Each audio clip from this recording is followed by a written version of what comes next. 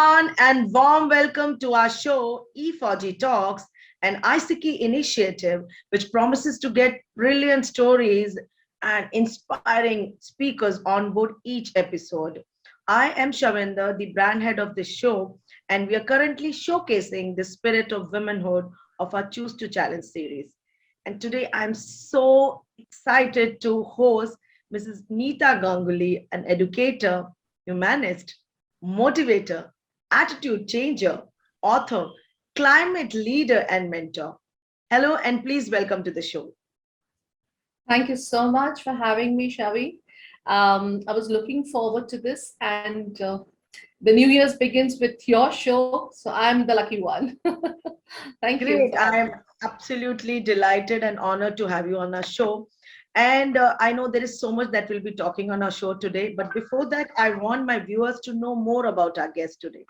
Well, Mrs. Anita Ganguly was conferred with the Indian Achievers Club 99 Women Achievers of India Acclaim 2020, winner of several national and state awards, a Fulbright Scholar 2009, and TEDx Speaker 2017. She has authored two illustrated children's story books, The Polly Trap and Hello Earth. Here we come, and that sanitizes young minds to be eco-responsible. As our topic of discussion is definitely what we'll be disclosing soon. In 2008, she was certified as a climate reality leader by the Nobel laureate and the former US Vice President, Mr. Al Gore of the Climate Reality Project. Ever since, she has not looked back and have reached out to both defense personnel and civil societies, including the rag pickers. She firmly believes that people cannot be forced to adapt or adopt certain attitude unless they embrace a sense of responsibility and accountability to protect the one and only home, the earth we all have to share. That's brilliant, Mrs. Ganguly, and Thank uh, you. it's so nice to hear from somebody who's already so self-motivated. I'm sure you are touching many lives for that matter. And Yes. today, I'm really delighted to start the conversation, and I welcome once again to the show. Without wasting any further time, let's start our conversation. Sure. All right. So, I was reading about your bio. It spoke about a lot of waste management. So, I really want to know. I really want to ask the first obvious question is, and what is waste? So, we all live in a natural world, right? This is a natural world. The earth is a natural world. And there are some certain laws that the natural world has it. And that is someone's waste becomes food for another, poison for one becomes potion for another. वो दवा बन जाता है. And Correct. in the natural world, there is no concept of waste.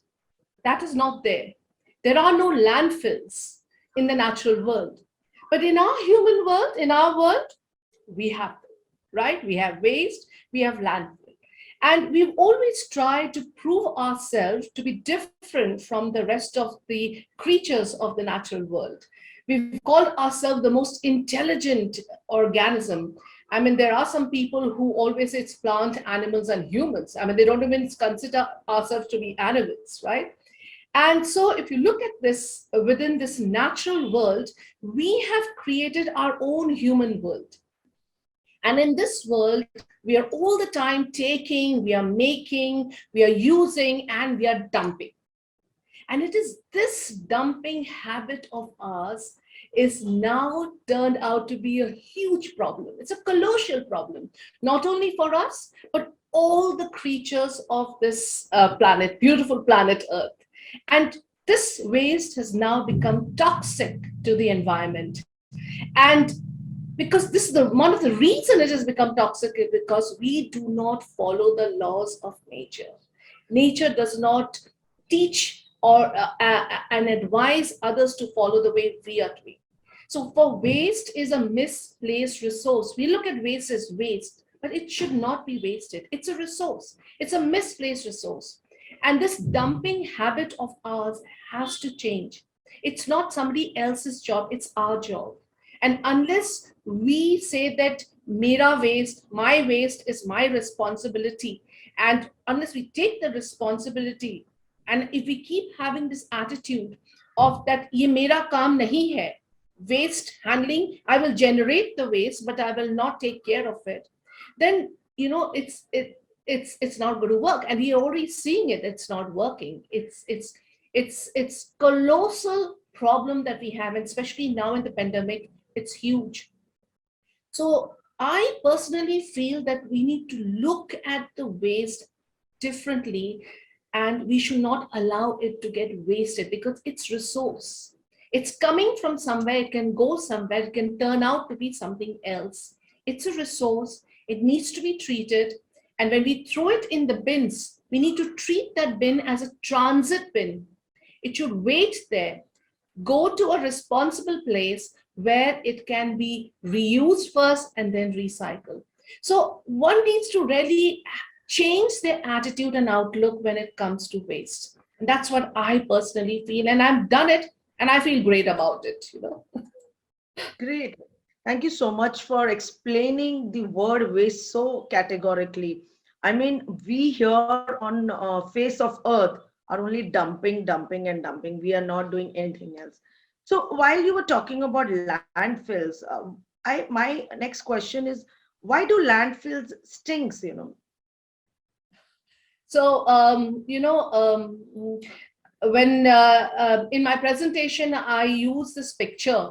It's an advertisement picture of Shah Rukh Khan, and it's a Lux, ad. And the tagline says over there, "Khushbu aisa jo divana bana de."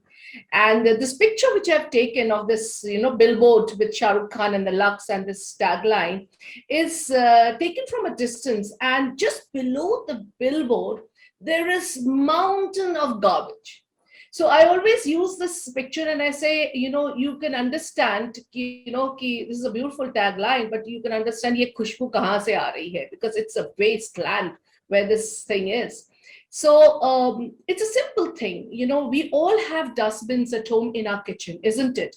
And most of the time it's a closed bin, all right? And it can be of different colors, but always a closed bin. We keep it because we don't want to see that garbage.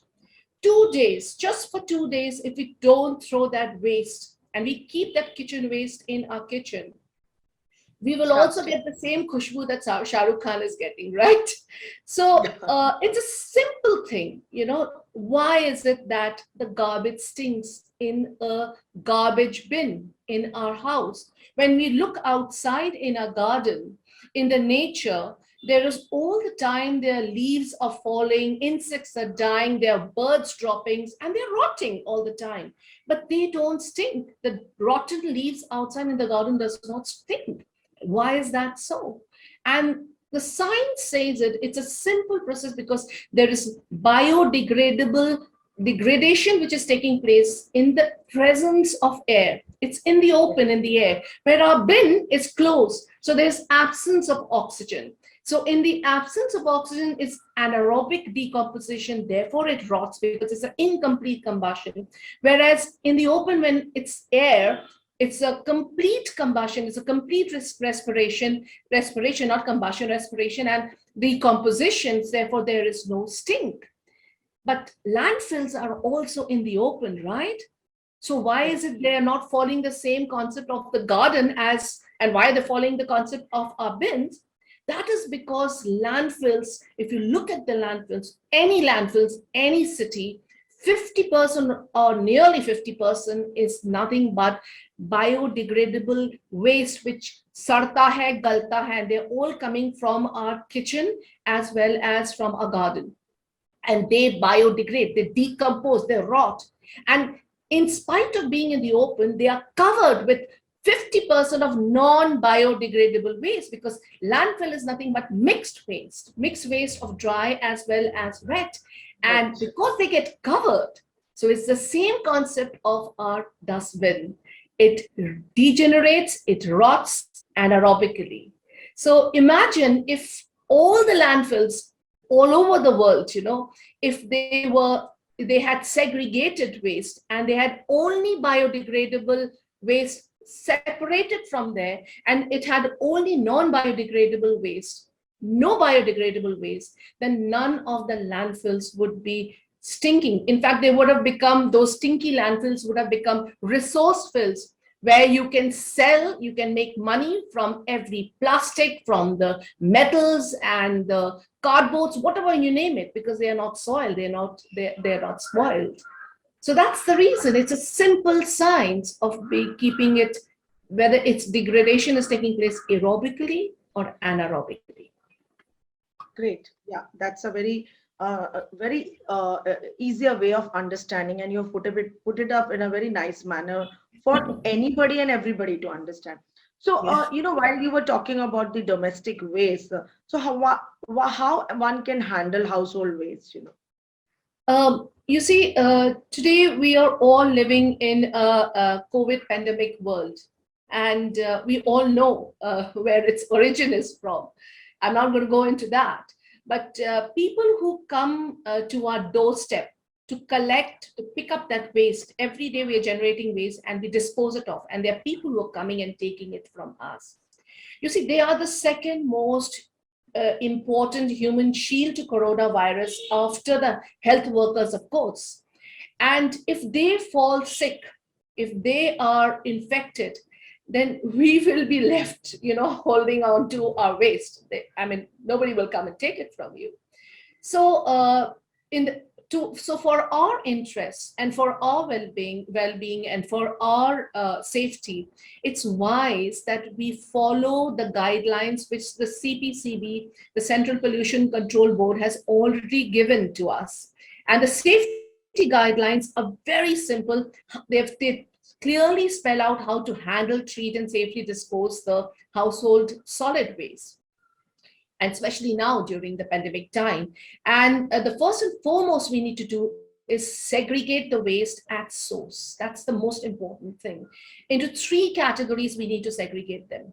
The biomedical waste, that is anything to do with our medicines, our infections, that are like your gloves and your swabs and your mask and your medicines. Those have to be kept separately, because if a person is infected, there is a great chance that even the material that you are handling is also infected. And so it needs to be treated in a different way. The second one is the recyclables. Anything which can be recycled has to be kept separately. And if you Google and search and you find out that there is a quarantine time, you need to keep them for a certain time, the virus will die on that.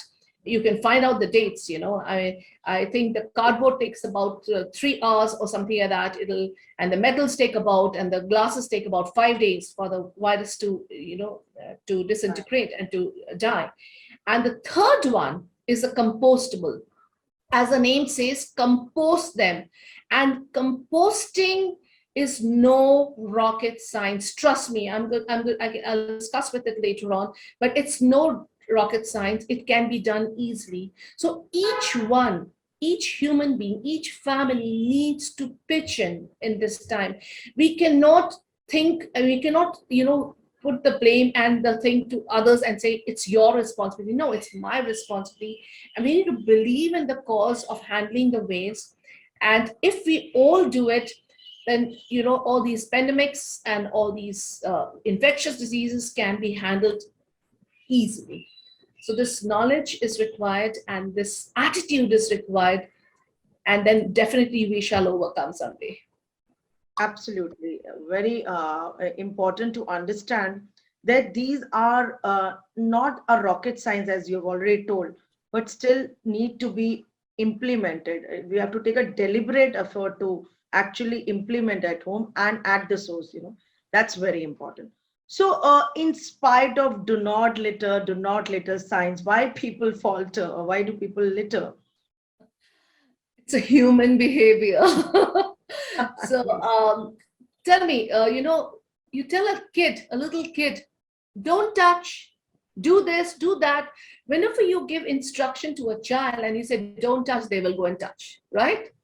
Adults are no different, right? Somehow the word do it or don't do it these instructions of commands, for army mein hi chalta hai, but otherwise, it becomes like a challenge to humans, They're not disciplined. Actually, most people are not disciplined and they don't want to listen to the instructions. So, I don't know whether you've heard about Yoshi the fish. Have you heard about it, Shavi? Yoshi the fish? Yes, I did. I have So, heard about it. yeah, so the thing is, let me share it with the viewers. To raise awareness about how much damage a plastic material can do to a marine life. So in Karnataka, in the Arabian Sea, they created a fish sculpture, and they called it Yoshi the fish. And it was built by an artist and sculptor, Janardhan Havanje, on I think June 5th, 2018. The most more popular one is the gobi fish, but actually Yoshi came before gobi. And Okay. so this sculptor, he created a huge fish with a wide open mouth. He used wire mesh and iron rods and created about a 10 feet by 8 feet. So you can imagine if a huge wire mesh, a fish right in the middle of a beach, if it's there, and he just placed a placard, and the placard did not have do's and don'ts in them. The placard just had a very simple message, and it said that, next to this fish, it says I am Yoshi, and I love to eat plastic. So this was a message which was kept over there. You would believe it. It was like people, that this beach was strewn with plastic all over. And with no time, people took interest in the fish, and they took all the plastic and they started putting into that huge white mouth it had. And so if we give the right message, our posters and the placards needs to change with a more positive and a more progressive messages. I'm sure people are going to like it and they're going to follow it. And as I said, soon, this became such a rage, and this message spread like a wildfire, that later on in Bali, gobi the fish was created. And now I believe different beaches have different types of shapes of different marine creatures with a positive message. And I'm also with the NGO. It's a Delhi-based NGO. It's the Environmental and Consumer Protection Foundation, which is a Delhi-based NGO, and they have also installed. I spoke to them. They wanted to do waste management for the Ghaziabad. So I told them about this Yoshi story, and they took it and they have created a green heart shaped, to collect soft plastic. So it all depends upon, how we tackle a problem and how it is done. I'm sure people are intelligent enough to follow it. Just that we don't give any commands. What sort of, as I said, army mein chalta hai. Yeah. Commands to nahi, but reminders बहुत देने पड़ेंगे. वो तो है. So something, different, something hatke will definitely work. Yes, definitely. That's a very interesting story that you shared, Yoshi the fish and Gopi the fish, because that's how we have to understand, and not only understand, but also imbibe that kind of, attitude to change ourselves. So many places I've also read, about recyclables, and that means paisa, paisa, paisa. So why do they say so? I always say that recyclable is paisa, paisa, paisa. We've been doing it for donkeys years. We have this good old kabadi walas, don't we? Yes. So kabadi wala ko kya dete hai? Kabadi. और kabadi wala हमको वापस क्या देता है? पैसा. Paisa. Isn't it? So kabadi is paisa. It is paisa. And he takes anything that is recyclables. So it can be recycled, made into something else, right? So a kabadi wala gives us cash not to throw it in the landfill, but he will sell it further and he will make his pie too, right? Yes. So that's why I said recyclables is paisa, paisa, paisa. In fact, one of the Financial Express in December 2020, you made this report, and it says that solid waste management is likely to become a rupees 9,800 crore industry in 5 years. It's going to create a whole lot of green jobs. If you look at e-waste, e-waste has a lot of expensive metals, metal oxides, alloys. It even has gold and silver. So recovering that metal is like a urban mining. In Japan, in the Olympics, they use that concept, right? So it will definitely save our natural mining resources, and we can shift to the e-waste because there is so much of e-waste, and people are all the time changing their gadgets. So that is again paisa. Of course, it has to be extracted in a very scientific way. So when you're recycling your e-waste, you don't give it to a kabadi wala who does not have a certification, because you need a proper certification who does it in the scientific way. If you give it to somebody else, he will just break it, he might burn it or put acid and then take out the metal. So that's not the scientific way. It has to be done. Another, I'll give you an example, is Ambikapur in Chhattisgarh was one of the first city who started its first garbage cafe. And it was for the poor and homeless, and they said कि आप हमें plastic दो, हम आपको free में खाना देंगे. There is nothing free in this world. For every kilo of trash they were getting in, all the plastic, they were getting a full meal, and if they give half a kg, and they will give a breakfast. So when I say 1 kg of plastic, that's huge amount of plastic, because plastic is very light. And why are they collecting it? Because they are going to use it for building roads. Not only that, plastic, if you look at a plastic, it's a petroleum product. You get plastic from petrol. And there is technology available where you can convert it back to polyfuel. So if you burn it and you breathe that smell, you're going to get neurotoxic fumes into it. You're going to land up in your hospital, and you're going to build up more hospital bills.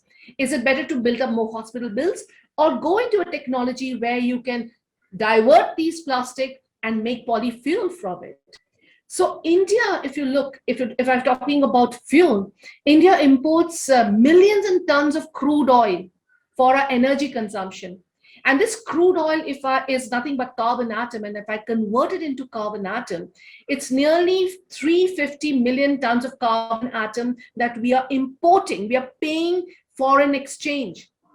And the irony is that we throw away 500 million tons of carbon atom as unwanted waste. So we can get polyfuel from plastic, we can get biodiesel from unused, from used cooking oil. I'll be taking a webinar tomorrow for that. And biogas, you can get from your wet waste, from your kitchen waste, from your garden waste. You can make bio oils, pellets, briquettes from agricultural waste. So there is umpteen, opportunity available. Every kind of waste that we throw away can go back to making fuel. And if we do that, we not only restore our ecosystem, but we also make sure that we don't lose a foreign exchange. It's just the attitude we need to have. And Absolutely. It's all possible. It's all possible. Ms. Ganguly, you reminded You reminded me a beautiful incident while we were traveling to US, and my husband, all Fauji, is a golfer. So when we went to Vegas, he entered one shop, and there he picked a t-shirt which was made out of plastic. Yes. And I was amazed to see. He said, I thought he's kidding, He said, this is out of plastic, and it's a beautiful t-shirt. He still wears it. It's a V-neck t-shirt which he wears, and it was for what, $10 or something, but it was a plastic. The description says it was made about plastic bottles, Yes. As you have mentioned, there's so much that can be done, but only handful of people like you understand the importance of that. That's really true. Okay, great. So it's an interesting conversation, and though we're running short of time, but I still want to ask a couple of few more questions. For last 17 years, you have not allowed wet waste to leave your home. Please share how, So it was, I think, around 2004. I was in Delhi. My husband was posted in R&R hospital that time, and I went to this Ghazipur landfill. You know, it's one of the tallest landfill College, I've in seen Delhi, that. and the smell over there was horrible. I mean, I reached there with my students. We went there for a project. The stench actually stayed with me for weeks. I mean, I came back home, I washed, I could smell it, you know, on me. And it was quite a pathetic sight when we went there, because it's not only the garbage, not only the smell, but there were rat pickers and there were children who were working, who were sorting out, who were taking out plastic, pulling it out from rotten food and all the thing, and you know, separating the plastics and all, because it's nothing, landfills are nothing but mixed garbage. And there's a murga market, you can imagine the everything coming over there. It was a pathetic state. And from that day onwards, I said, I need to do something. I mean, the only thing which is giving that stench over there is the biodegradable waste. It's the food waste. It's the garden waste. It's not the plastic or the metal or anything else that is smelling. It is only the food waste. So I took it a point that I need to learn how to compost. So I follow something which is known, I call it the holy bin. It's HOLE, and I put my Y in the bracket. And it is a holy bin. It's literally a holy bin, because whenever we used to go on posting my bins, you know, I used to carry for 2004 onwards, I've been carrying my bin. And so my boys used to ask me, Madam, ये कचरा का डब्बा लेके आप क्यों घूमते रहते हो? ये कचरा का डब्बा है, इसको क्यों? I said, ये कचरा का डब्बा नहीं है, ये मेरा सोना बनाने का डब्बा है, मेरी देश की धरती सोना उगले हीरे मोती. So it's a very simple concept which I use, and I use what the nature tells you to do. So it's a simple plastic bin which has holes all around. As I said, if it's a closed bin, it's going to stink. If there's air in it, it's not going to stink. And I had a little, put some padding below. It's of any fiber. So when I started, I didn't have this coconut husk or straws. I just had dry leaves and suka patta. I started with that. And then you just sprinkle a layer of some gobar khad. I didn't even have that when I started. I just put some garden soil. That's it. So I have my drainage, I have my microbes, and I kept putting my kitchen waste into it. Made sure that the non-veg doesn't go into it, because being a Bengali, you know, I have flying dogs. You know, in Bombay, I call them my flying dogs. I just put a little plate outside, and all my non-veg and my leftover foods, you know, cooked foods, I keep it outside, and zippy, they take it up. And they're not there to reside in your house. They're not staying in your house. So all that concept, nope, I have no problem with the crows, you know. And so that's taken care. And the rest of my kitchen waste goes into my bin. And once the bin is completely full, I close it and I start immediately with my next bin. And of course, you have to maintain a balance of carbon and nitrogen. So I'll share some, links where the whole details are there. And so I learned how to compost, and I have not looked back ever since. And 17 years it's been there. And John Ganguly at that time, Colonel Ganguly, he said that, you know, Nita, what are you doing? I mean, I was living in a flat when I started this. And he says, what are you doing? And you're going to stink up the whole place. So I said, the day I stink up the whole place, I'll stop it. But let me try. 17 years. Nothing has happened. I'm quite happy, and I love it so I always say I have brown fingers, because I love to compost. I love to see the so-called waste becomes my resource. And I use it for my cards, for my plants. It's a beautiful feeling. It's a very positive feeling that I get. I love it. Thank you so much, Mrs. Ganguly. You've shared amazing experiences and advices, and this is really going to help our viewers. Not only viewers, I'm personally, you know, being a Fauji wife myself, would like to imbibe a couple of things that I should be doing. I learned so much from you today. One last quick question, because we're really running short of time.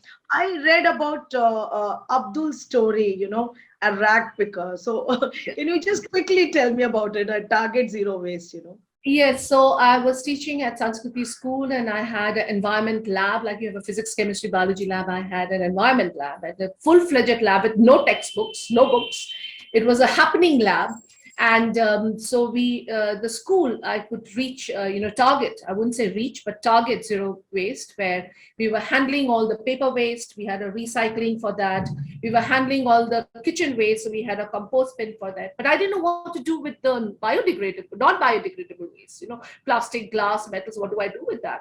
And it's a school. It's not a factory. So I didn't know what to do with that. So then what we did was we called in this boy. He was a 14-year-old boy at that time, and he used to roam around the streets, for 10 hours collecting. You have seen those boys with a little jhola at their back and they're collecting. Yes. So it used to take them 10 hours to collect something substantial. And they could sell that bag full of plastics and whatever, non-biodegradable, when it reaches a weight of 60 kg, 60 kg. So that's humongous, you see, for a child to pick it up and all. So the deal was very simple, and I call it each one adopt one, where if you think about it, if every institute, every office, every school adopt one rat picker boy, So this boy used to come to my school by 4 o'clock. But it was compulsory for him to go to his school, his municipal school in the morning. So subah wo padhta tha. Okay, and sham ko by 4 o'clock, he's in my school. All the segregation is done. It's all bagged. He sorts it, it bags it, he sells it. So I used to ask, when he came to me as a 14, this was about 16 years or 17 years he was, when I asked him that, Abdul, tu bada hoke kya banega? So he used to say, madam, main ab bada hoke padha likha kabadi wala banunga. And later, because he had the time to study and do a lot of courses and all, he became a driver. So, so you can uplift. This is what Abdul's story, you can uplift a child. So he was picked up from the streets and he had a better life and education, which his child deserves. So he didn't have to roam around. He get all his garbage in one place. So that's why I said each one adopt one. Thank you so much, Mrs. Ganguly. It's wonderful conversation. I wish I could continue more. For you, I want to say women are the largest untapped reservoir of talent in the world. And you are one such beautiful example, I must say. Thank you. You once again for being a part of our interesting Women's Special Series. Thank you. It was indeed my pleasure to host you today. Thank you so much. So thank you so much. And Happy New Year to all. Thank you. So if you wish to share inspiring stories, please contact me at shavi@efaujitalks.com. And I thank all our viewers to give a continuous support to our channel. And do not forget to write your comments in today's beautiful interview, which I hosted for Mrs. Nita Ganguly. And she has shared immense advices and tips how we can handle our waste, which is no more a waste to us, So great. For more interesting stories, please stay tuned. Till then, stay home, stay safe. Jai Hind. Jai Hind.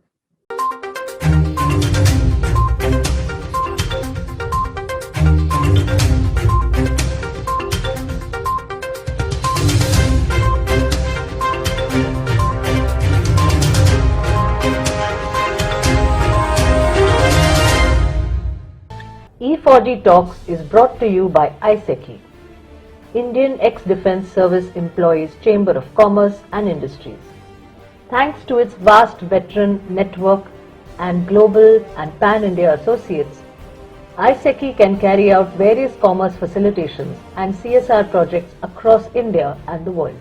Some of IESECCI's core capability areas are Skill India, Atmanirbhar Bharat, Digital India, any ex-serviceman welfare or job program, Swachh Bharat Abhiyan related projects, telemedicine and healthcare training and job scheme, Save Water scheme, defense industry SME, MSME cluster and hub development, maritime training and inland water training with job facilitation, Canada study, job and permanent residency opportunity, e-commerce, Andaman and Nicobar commerce opportunities. IESECCI's global reach includes countries like Indonesia, Slovakia, Canada, Nepal, Singapore, Rwanda, USA, UK. Above all, it is IESECCI's effort to create a veterans brand made by the veterans for the veterans and made up of the veterans. Every Indian's support is invaluable in this journey. IESECCI is a registered society for ex-servicemen's welfare and envisions that every veteran should be a part of India's economic growth story. It is the aim of IESECCI to create an enabling commerce platform that will empower and synergize the veterans' talent pool. This is possible only with the support of entrepreneurs, businesses and consultants from civil society. All proceeds, if any, are utilized for the welfare of ex-servicemen and for public charity.